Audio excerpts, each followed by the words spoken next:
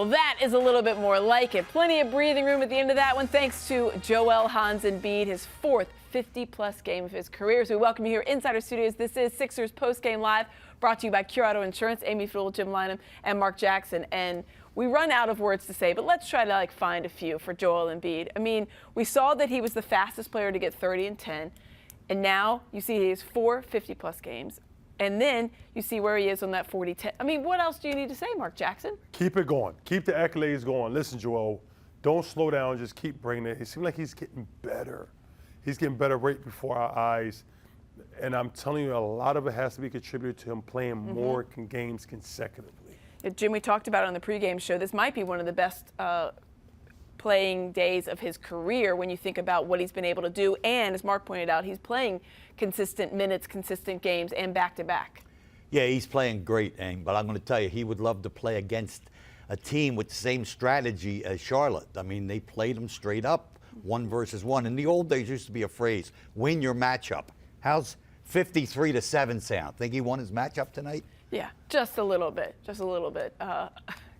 Poor Mason Plumlee. He has no idea what happened. He's going to be looking over his shoulder, seeing if Joel's just going to follow him to the parking lot, see if he can dunk on him one more time. 53 points, 12 boards, 4th straight game with 35 or more.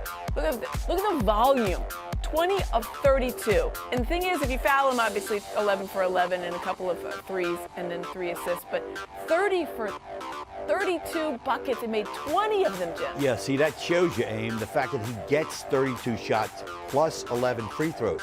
There wasn't much, didn't look at his assists. They're not going to be real high because he was able to generate scoring opportunities for himself. He scores 2/3 of the times when he shoots the ball in a game like this. And I understand the strategy. What they're hoping is that maybe it'd be a little bit off. And the other guys, you know, you're not as involved offensively. Maybe you're a little cold. If we keep it close going down the stretch, you guys might miss some shots. They did not. Sixers made them the shots, especially Joel Embiid. Let's check in with him as he's joined by Kate Scott and Al Abdenabi. 53 points, Joel. 12 rebounds, 3 assists, but I think Al and I were both most impressed with the shimmying on the bench. So how long have you been working on that move? It was impressive, big man. It was good. I don't know. I work on it, when I do my basketball workout. So I guess that's where it comes from. Tell me a little bit about the matchup itself. This is a matchup that you clearly have an advantage, but at the same time, they're not bad over there. How do you pick your spots when you're attacking this team? Man, I started off slow, but going in, I knew the game plan was, sometimes they try to trap, sometimes they're playing a lot of drop. So I knew I was going to get a lot of, those mid-range jumpers because they pack the paint, but they also give those shots a lot, and that's my shot. So, like I said, I started off a little slow. I had a couple of shots that I thought, I could have made, but, I had to adjust. And, my teammates kept fitting me. That's where it came from. And what changed as a whole for the team in the 3rd quarter? Because you guys came out of the locker room different team in the 3rd. Just trying to be us. That 1st quarter wasn't us. We did a better job in the 2nd quarter. So in the 3rd quarter, we wanted to do the best shot possible to try to put them away. So we kind of did that. And then, but it was, we did it as a team. We got some stops, and then offensively, we were good. Tell me about this 2nd unit. How good is it for you to see more pieces for that 2nd unit? Because we all know what our hopes and dreams are as an organization. It's good. It's a long season. We're going to need them every single night, especially for the starters not to play a lot of minutes. So it's good that they're coming in, adding something, bringing a lot of energy, moving the ball, playing together and keeping the lead and even extending the lead. So they got to keep doing that. Great work, Joel. Thanks, we'll see you fella. Tuesday. Thank you. Appreciate you. And you can see there's his 2-year-old son, Arthur. I think he's going to tell him he had 60 again. He said he was going to do that with a 59-point game. I mean, that is just a picture of adorableness right there. Arthur enjoying his dad's 53 points. Fans going to be enjoying that basketball. There you go. Look at that basketball right there. Arthur, I think, is probably going to be a pretty good baller when he gets up there, 2-year-old Arthur, Joel's son right there, and enjoying the moment with his dad. I mean, we talked about the maturation process for Joel Embiid, and one of the things that he's credited is what you saw there, being a father and realizing that, you know, he needs to take care of his body because he wants to be playing a long time, and he wants to be a good role model for his kid. And you see that process happening, sorry to use the word, but right before our eyes. You know, Amy, it's when you become a father. When you become a father, I'm so blessed and fortunate to have 3 incredible sons. But what it does something to you. It matures you. No matter how old you are, what you're about, it gives you a bigger purpose in life. And the most spectacular thing is Joel's son at a young age watching him do these things. And for me, my sons watching me play when I was younger, it just did something to you that made you want more for yourself and more for your children and wanted to reach greatness. It's impressive to see Joel, once his son was born, kind of maturate and turn right in front of our eyes to be the human being he is. We have to give a little shout out to your son, Shane, who was able to see you ring the bell tonight, speaking of some of the Jackson boys. But yeah. Jim, you see this process for him, and he's been very open about how he's been better at taking care of himself and his body, but he really does seem to be a different guy since he became a dad. Yeah, I think maturity is the word I would use, Aim, that there are other things that are important to him now, you know, than just running up and down the basketball court. He wants to be the best version of himself, of Joel, that he can. And I think you see him taking big-time strides toward that end. I mean, big time strides. We love to show like crazy stats, and I feel like sometimes people think it's like cherry picking, but the list that he is on, there's names that are obviously among some of the greatest of basketball, but then when you hear that he was the fastest to 30-10, beating Shaq, obviously they started keeping stats in the 81-82 season, beating Shaq by several games. Here's a guy that wasn't playing a lot. You wonder how much faster he could have gotten there. Look at this. As we look at this 346, I mean, these are some of the best big men that have played. Obviously, Karl Malone, you know, power forward, and David Robinson, and then Anthony Davis, we just saw the other night there. That's impressive. Joel Embiid, Shaq, Karl Malone. I mean, look at these names. And this guy plays for the Philadelphia 76ers. Keep that in mind. We're watching greatness, but the thing is, he plays for your team, people. You gotta give him props. You do, and it is kind of maybe something to think about, Jim. I don't know if it's irritating or exciting, but you think about that he didn't play for 2 seasons. And then even when he was playing, you know, 47, 50, 52, very limited minutes in the beginning. I'm going to tell you where my mind was when I was watching that. It wasn't so much that he didn't play here for 2 seasons. How about when he started playing? He didn't start playing basketball till like he was 16. He was a soccer and volleyball player as a young fella. And look at his path. I mean, he played, what, a handful of games his 1 year at Kansas before that injury, which, as you said, cost him his first NBA year. But it's it's really, it's like a fairy tale to me that this guy can be who he is, and just to watch him just continue to grow. I mean, literally in front of our eyes, almost on a daily basis. Crazy. Fairy tale is probably the best way to say it, because really he has it is a dream, and we're lucky that he is here in our dream for the Sixers, because on a night like this, where the Hornets stayed close until the very end of this game, you needed every bit of his 53. Hey, can I just say this, guys, as a basketball former player, I kind of like the fact that the Hornets stayed close and they didn't get out of hand where they had to pull him and he didn't play the whole fourth quarter. So thank you, Hornets, for keeping it close enough that he had to stay in the game to instill more damage upon you.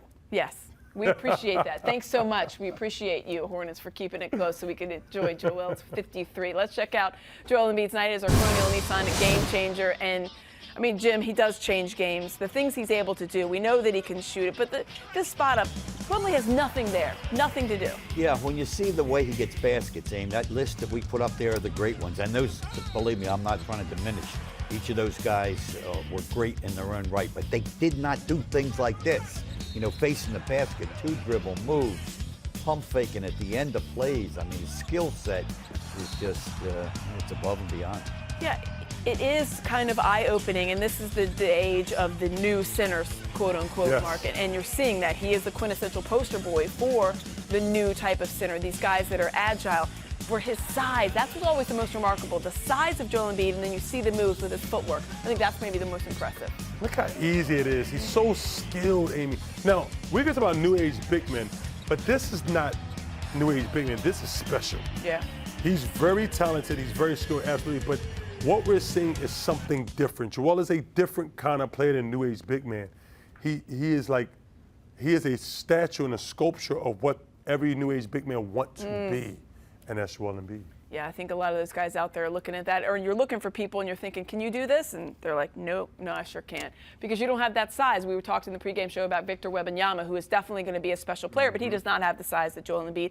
And Mark, to Jim's point, he didn't start playing until he was a teenager. He played volleyball and soccer, and maybe that actually helped him. Yeah, ready? Amen. I've always said that, Aim. I don't know those two sports, but I watch people who play them. And I would say that the things that you do in terms of mechanics of those games, they're very transferable to this sport. But I'm going to tell you something about Joel Embiid. He's a tremendous student. And I know that from coaches, from all the way back when he first came in. He would, like, whether it was Dirk Nowitzki, you know, he wanted tapes. He wanted to watch him with, like, Nowitzki's 1-foot shots. You don't just wake up one morning and know how to shoot off a 1 foot from 17 feet. He developed all these moves and this skill work by working on it over and over. Yeah, I can watch the YouTube clips all I want. I'm never going to do anything that's even remotely close to what you see night in and night out from Joel Embiid. And it could be this nice little dip off pass, but it is the dunk. Kelly Oubre, that's Kansas on Kansas crime there. But look at that little pass that James Harden kind of flips over there. He doesn't even look his way. Yeah, he sees him out of the corner of his eye, and he catches Plumlee kind of. He thinks he's in good shape. He's running beside Joe. He's wrong. Yeah. Better get way in front of him, Plumlee. So you can get dunked on turns it probably on. at that point. I mean, that shows his power, obviously, Mark, right there, and those little plays. But this shows his dominance. This is a crazy, and I know, like I said, we find these crazy stats, but this is a great one. So this is most games in the NBA since the ABA merger with 50 points, 10 rebounds, and you shot 60% from the field. Just think about that, 60%. Joe was 20 of 32. So Jordan, 6. Most people say he's the GOAT. Embiid has 4. 4, and he's in. Look where he is in his career. These guys are all done, and LeBron has maybe 1 or 2 years left, Mark. Man, that's 4. That's special to watch, and just watching him dominate. Yes, the 50 and 10 is great. I've never had 50-10 is great. But the 60%, meaning like you can't stop me. After this game, go home and have your nightmares because you guarantee you are going to have nightmares when a guy shoots over 60%. Like that's like, it's just punishment. I'm sorry, Plumlee. I'm sorry. Well, also, I'd love to throw in there, they have all these stats you can run. I'd love to throw in there who among those guys also on that night where they had those numbers had perfect free throw shooting. That's another thing you don't think about. He was 11 for 11. His free throw shooting is in the 89 to 90 percentile, Jim. And in this world, of with the computer, you can compile all kind of lists. But how about the names on any of these lists? I mean, right there, Karl Malone, Michael Jordan. I mean, come on. Any list that you see Joel join where these numbers are like rare air are people who are in the Hall of Fame, plain and simple. It's, as you say, and he's in the prime of his career. The prime of his career, and he's the only center on any of those lists that you're seeing, really, when you think about it. Certainly on that 50, 10, 60%. Let's check in with Doc Rivers after his Superstar Super Night. That's great. I didn't know that. But, yeah, that's good. I mean, he was phenomenal. The team just offensively, last 2 games, we were 53%. Last game, 55 tonight. And, again, like we talked about before, about pace, that was pace. We didn't run. We just played with pace. The ball kept moving, kept hitting open guys. DeAnthony's ability to make shots. James tonight, I thought was unbelievable. It was like he was the point guard, the facilitator, and the scorer all at the same time. That's exactly what we're talking about, and that was phenomenal. And then Joel, he literally scored in every way that you can possibly score basketball tonight. Even the last play was a slot drive, and we do that drill every day, but we do it for the guards. I don't think we've ever done it for bigs. Maybe we have to add that now because that was terrific. What did you like about the way Trez played tonight? He was awesome. Great energy. What helps us with Trez is his ability to play with the ball. And James likes playing with Trez in that way. And you can see they had their little delay flip action going. So that was good, really good. It seemed like Joel didn't force things, but at times he stepped up when needed to. Yeah. There was one point in the second quarter he scored 15 straight, 3 straight and ones, and then the fourth he had 14 points. Yeah. You have a lot of numbers today, Keith, back there. That's impressive. You know. Yeah. No comment. No comment. Yeah, you know, I think the first part of the question was the best, though. The timing scores, you know, is what great players do, and people don't notice it. You know, they cut it to 9, then he'll score 2 times in a row and get it back to 13. He did that over and over tonight, and that was huge. He also made a great pass. I think they cut it to 10, and he got caught DeAnthony on the weak side for a 3. So that's the type of play we need every night. It was terrific. Have you ever seen anybody get 3 straight and ones? No. I'm sure it's happened. I mean, James Harden probably has done it because, you know, he used to live on that line. So on those plays, you know, the N1s, he drove on a lot of those. Is that a product of you having the right spacing, you think, as a team? Yeah, no doubt. Spacing was great tonight. It's been great the last 2 nights, really. I mean, we're spacing the floor. We got the right guys in the dunker spot right now. He's flashing. And Joel's ability to drive the ball at the 5 spot it's 2 or 3 guys that can do that. You know, he's one of them. So this is a second straight game where DeAnthony, again, just really shooting the ball well. Yeah. Just how important really is it to have him on the floor? He was able to just produce on both ends. Oh, it was huge. You know, it's funny. Early in the game, I think the first 3 minutes, we all thought, well, DeAnthony's either hurting or tired. And so we got him out early, I think, after the 5 or 6 minute mark. Then when he came back in, he got it. So that was good. You know, he is still a guy that we're watching extremely closely. I think it helps now having James back with Shake that DeAnthony does not have to do all the ball handling anymore. He's basically sitting on the side waiting for someone to leave him so he can make a shot, and that's what he's doing for us. It felt like once Joel got back, transition defense was really getting better, and then James comes back, and you guys are kind of still struggling to get back into transition. Yeah. I guess where do you go from here? How do you? Yeah, we just got to keep doing it. Got to keep getting better at it. You know, I thought the stretch they had where they were scoring, it was transition with some of it, and a couple of those were turnovers. I think they had 3 or 4 turnovers. So you're going to give up transition on that. I thought what we struggled early was middle drives. I mean, they're a bunch of athletes, and they got middle over and over again. And then I thought in the second quarter, late in the second, when we went zone and then back to man, and we took them out of the middle of the floor, I thought that's when the game changed defensively for us. They're long. They get in the paint. They're just long, you know. And so I thought our guys did a great job of keeping them out of middle. You mentioned Shake. This is now a couple games where he's sort of back to his reserve roles. Yeah. What have you made of the Staying aggressive, though. You know, that's the key, and that's what we want. You know, there was a play where I think Joel or someone Trez got the rebound, threw it to Shake, and James was calling for it, and Shake went. And that's what we want. We want to go.